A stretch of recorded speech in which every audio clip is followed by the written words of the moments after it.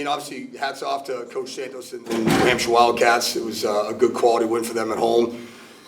Very disappointed. Thought that was one that we certainly were in position to win, and to me, it really came down to two things. The first one being not converting the red zone on multiple occasions, which I think could have put the game away. And the other one, just I think, the penalty piece, some which I thought were questionable, but certainly impactful, particularly on some third down scenarios where we would have had UNH some third and longs and probably punting situation. Last week we had one penalty, which is incredible. I mean, to play that kind of disciplined football is obviously going to put you in position every week to win. This week was the total opposite of that, and we knew it was going to be chippy. I thought our guys kind of took some of the bait that UNH was providing, and it was really disappointing to see them do that. But hats off to UNH. They battled to kick a field goal to win it like that. Give them credit operationally, in the 2-minute, and then making that kick to win it at the end in a hard-fought battle.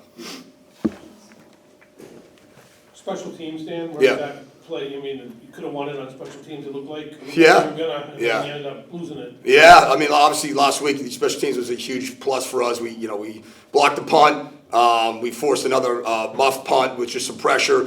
Had a kick return to the house. Obviously had a bunch of really good returns throughout the course of the week. Today, not as much. That first one, it was one of those deals that looked like the guy kind of fell down and they got some A-gap pressure on the PAT, but ultimately the other day it came down to that field goal. The protection was good. UNH did obviously provide some sort of, pressure to create that op time to be sped up a little bit, but that's one obviously we gotta be able to execute with the game on the line. That was the difference between obviously what they were able to do and we weren't.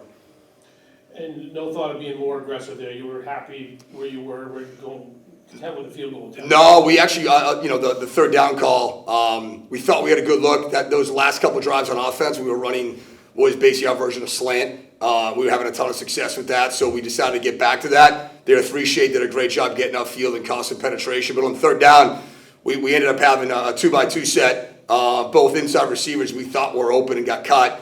Obviously, I think the pressure that UNH had been providing really throughout the course of the game, give credit to their D-line. I think it obviously caused our QB to kind of, obviously I think get off his read a little quicker than he would like to. He tried to escape the pocket. They actually had a twist game going on. He went right into the twist game. So we were going for the touchdown. Ultimately, at the end of the day, though, we were still in a great field position to kick the winning field goal, but that was kind of something we were going to resort to if we didn't score there.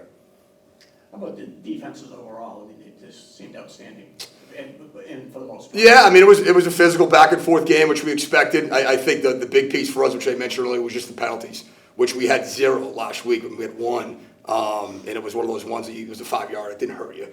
Today I thought both defenses played well, but that was kind of a huge part of the game. In addition to the offense on our end not converting the red zone, was the inability to play cleaner football. And when you extend drives like that against a good team that's really tough to beat at home, you're putting yourself up against it, and we certainly did that tonight.